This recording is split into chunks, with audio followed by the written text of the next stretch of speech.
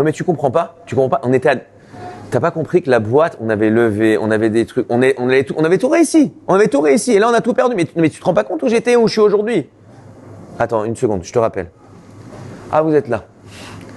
Parfois dans la vie, on était au top, on avait réussi et d'un coup, tout s'écroule devant nous. Et là, qu'est-ce qu'on fait?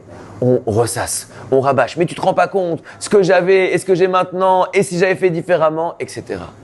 Le premier grand échec de l'histoire, c'est l'échec de Caïn. Caïn, le fils de Adam Arishon, va décider de faire un sacrifice. C'est une super idée, c'est une nouvelle idée, c'est une start-up, c'est génial. Mais qu'est-ce qui se passe?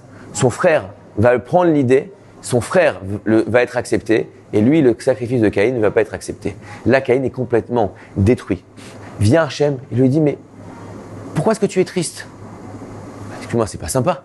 C'est quoi cette question, pourquoi est-ce que tu es triste? Lama naflu panecha, pourquoi est-ce que tu es déprimé? Évidemment que tu es déprimé. Lorsque tu viens d'essayer de faire quelque chose pour réussir et que tu vois que ça ne marche pas, c'est un peu la moindre des choses, que tu sois un peu triste.